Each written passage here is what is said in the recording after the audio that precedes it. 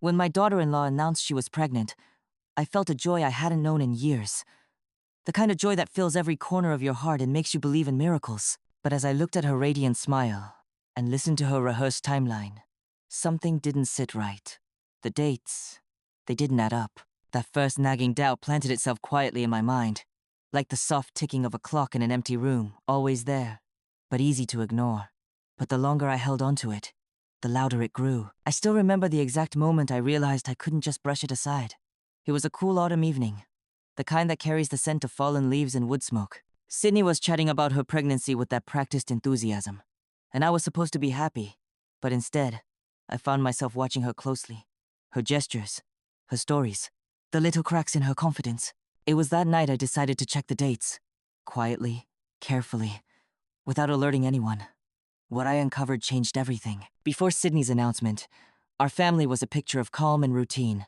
Brandon, my son, was working hard as an architect, often coming home late, but always with a smile that made my heart swell. Sydney, his wife, was quiet but kind a woman who seemed content with her role in our small family. Our house smelled like freshly brewed coffee in the mornings, and the kitchen was always filled with the warmth of home-cooked meals. I took pride in the little things: Brandon's favorite blueberry pancakes on Sundays, the gentle hum of the radio playing old jazz in the background, and the way Sydney would laugh softly when Brandon teased her. I had looked forward to becoming a grandmother for years, imagining the little footsteps, the soft coos, the joy that comes with new life. So when Sydney's pregnancy news arrived, it felt like a blessing. But beneath that happy announcement, I sensed a tension. Sydney seemed guarded, often retreating into herself when Brandon or I asked about the pregnancy. There were moments when her eyes flickered with something I couldn't quite name: fear, guilt. I tried to push the feeling aside, telling myself I was overthinking. Maybe pregnancy was stressful. Maybe Sydney was just anxious. But something inside me whispered that this was different. One afternoon, I found myself scrolling through Sydney's social media, looking for clues. It was a small, guilty act, something I wouldn't normally do. But when I saw a photo she posted months ago, the timing didn't match the timeline she'd shared with us. I jotted down the dates, comparing them silently. The inconsistencies piled up. Doctor appointments that didn't align, vague excuses for days away, and a sudden, unexplained distance between Sydney and Brandon. I began to watch their interactions more closely. Brandon was loving, yes, but there was a shadow in his eyes. When he looked at Sydney, something unspoken. Then came the moment that made my heart stop. I overheard a phone call Sydney made late at night, her voice trembling as she whispered to someone on the other end. The words, promise, security, and Brandon floated through the thin walls. My world tilted. I realized I was standing on the edge of a secret so deep, it could shatter everything. The days that followed felt like walking through a fog. I wanted to believe Sydney's story, to cling to the hope that maybe I was wrong, that my suspicions were just a mother's overprotectiveness. But the pieces didn't fit, and the silence in the house grew heavier. Brandon seemed oblivious, or maybe just hopeful. He'd come home from work with plans for the nursery, talking about baby names and dreams for his child's future. I watched him smile, and it broke my heart that he was so blind to what was happening beneath the surface. One evening, after dinner, I found Sydney alone in the living room, scrolling through her phone with a tightness around her lips. I sat beside her, trying to catch her gaze, but she avoided it. Sydney, I began gently, I want you to know you can tell me anything. This family, we're here for you.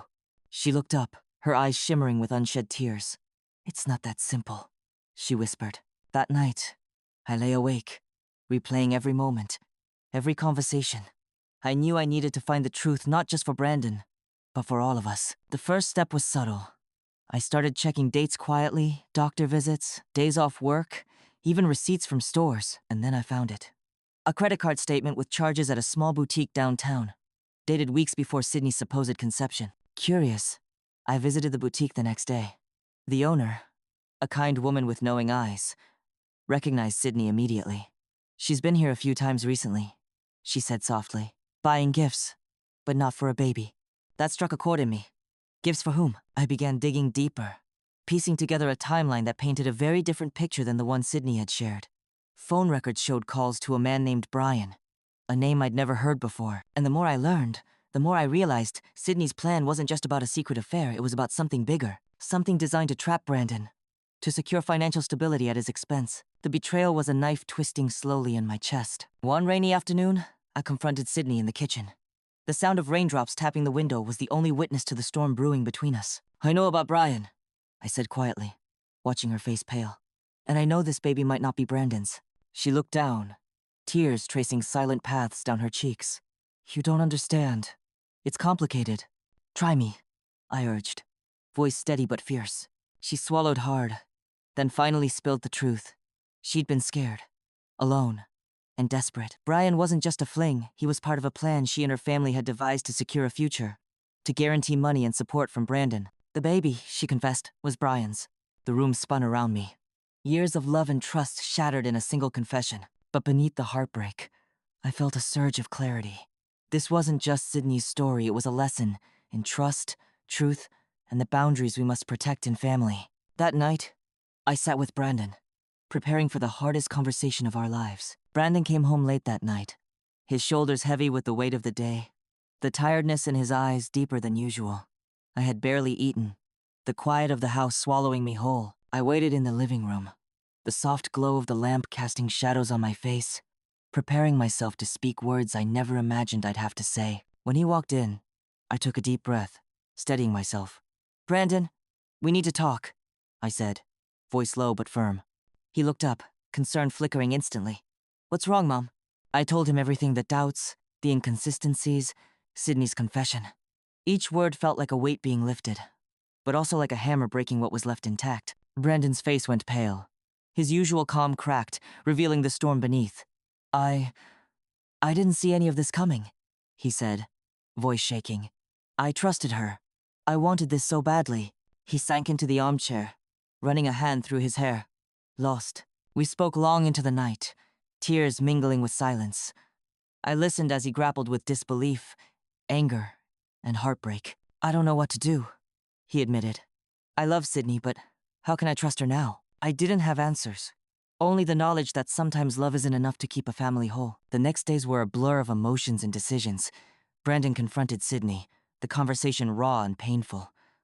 I stayed close, a silent witness to the unraveling of a marriage I once believed unbreakable. Sydney's defense was a mix of fear and regret, but her plan was clear. She wanted financial security, no matter the cost. Brandon, torn between love and betrayal, stood his ground, refusing to be manipulated. I helped him find strength when he felt weak, reminding him that dignity is in truth and courage. Together, we faced the fallout legal talks, family divides, and the piercing gaze of friends and neighbors who whispered behind closed doors. Amid the chaos, I learned the true meaning of resilience. The hardest part was accepting that sometimes, the people we love most can hurt us the deepest, and that forgiveness is a journey, not a destination.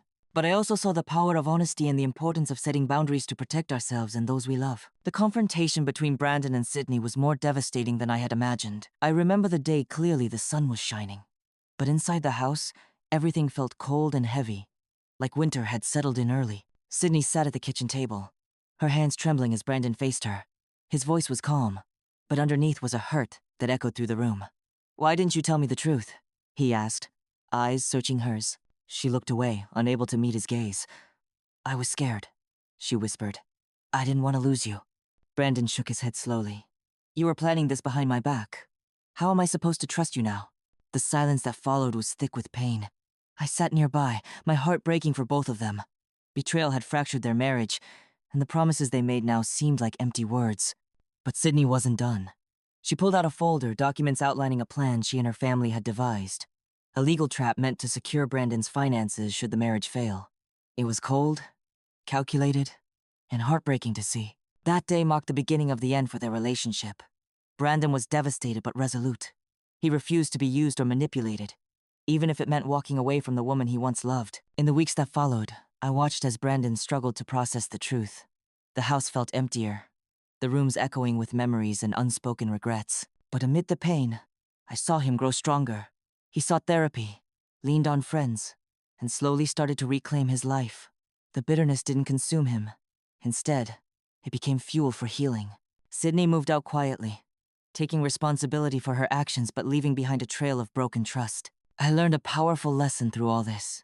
Sometimes, protecting those you love means standing firm, even when your heart aches. Trust is fragile, but it can be rebuilt with honesty, respect, and time. After Sydney moved out, the silence in the house was deafening. For a while, I felt the walls closing in, Memories of laughter and family dinners fading into echoes. But amidst the quiet, there was space, a space for healing, for truth, for rebuilding what betrayal had torn apart. Brandon threw himself into his work. But more importantly, he started to take care of himself. He joined a support group for men going through divorce and spent evenings talking honestly about his pain, something he had never done before. One afternoon, as I was preparing tea in the kitchen, Brandon came in with a folder of legal documents for the separation and custody arrangements. The weight of reality was settling in, but there was also relief. He was taking control of his future. "I want to make sure nothing like this happens again," he said quietly. "Not to me, not to our family." I nodded, proud of his strength. "You deserve honesty, Brandon. That's the foundation for anything real." The conversations with Sydney were difficult but necessary. We arranged for mediation, setting clear boundaries and making sure the truth was laid bare. Sydney agreed to take responsibility for her part, but I knew the emotional scars would take longer to heal. As days turned to weeks, I began to see a new rhythm in our family.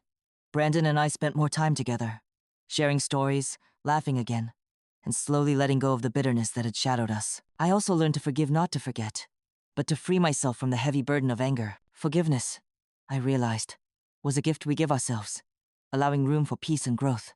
One evening, sitting by the window with a cup of chamomile tea, I reflected on everything we'd been through. The smell of the warm tea mixed with the crisp autumn air reminded me that life, like the seasons, changes and renews. Our family was not perfect, but it was ours. And from the pain, we could find strength. The moment the truth about Sydney's affair and the baby's paternity became known beyond our walls, the family ripple effects were undeniable. It started with whispers at church, cautious glances at family gatherings, and eventually, pointed questions from close friends who had always seen us as the perfect picture. I felt the weight of judgment settling on my shoulders, but I refused to let it break me. Brandon handled it with quiet dignity. He didn't lash out or seek revenge. Instead, he focused on living his truth. People admired his grace, even those who had once doubted him. Sydney, on the other hand, faced her own consequences. Her family distanced themselves, disappointed and embarrassed by the scandal. The plan to trap Brandon had backfired spectacularly, and she was left to face the fallout alone. At work, Brandon's colleagues showed support, offering kind words and discreet sympathy. It was clear that everyone understood the pain of betrayal, even if they didn't know the details. One afternoon, I found myself sitting with a neighbor, Mrs. Jenkins, who had always been a pillar of our community. "It's a hard road, Susan," she said gently. "But sometimes the hardest roads lead us to the strongest places." Her words stayed with me, reminding me that shame and scandal could not define us. We chose to face the consequences with honesty and integrity, not bitterness or cruelty. The experience reshaped our family. We became more open, more communicative. Boundaries were set, and trust, though fragile, was rebuilt slowly. I understood that betrayal wasn't just about broken promises, it was about the healing that follows, the courage to start again. Healing is never a straight line. In the months after the truth came out, I learned that peace is not the absence of pain, but the courage to live despite it. Brandon and I started rebuilding not just our relationship, but ourselves. We began attending family counseling together, conversations that were honest, sometimes uncomfortable, but always necessary. Brandon learned to express his feelings, no longer bottling up his hurt. I learned to listen without judgment, to support without overstepping. One afternoon, as we walked through the park, Brandon stopped and looked at me.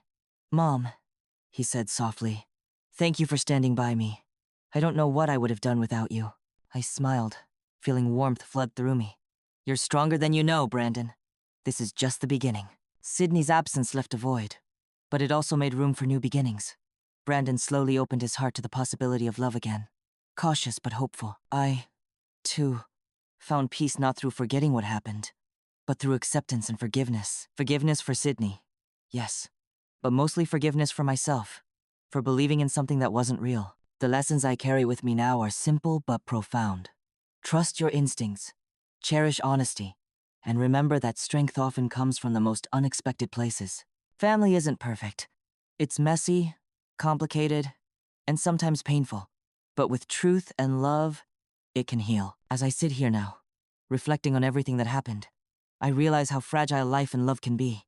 My son's marriage fell apart not because of lack of love, but because of secrets and deceit. And yet, through all the heartbreak, we found strength, a reminder that even in the darkest moments, hope can still shine through. I've learned that trust is the foundation of any relationship, and when it's broken, it takes time, honesty, and courage to rebuild. Sometimes, the The hardest decisions lead to the most meaningful growth. So I ask you, dear listener, if you found yourself in my shoes, would you have uncovered the truth? Would you have faced the pain head on? Or chosen to look the other way? Life isn't always black and white, and the choices we make define who we are. Thank you for listening to my story. If it moved you, please consider subscribing for more stories like this, and share your thoughts in the comments. Your voice matters. Remember, we all have a story worth telling.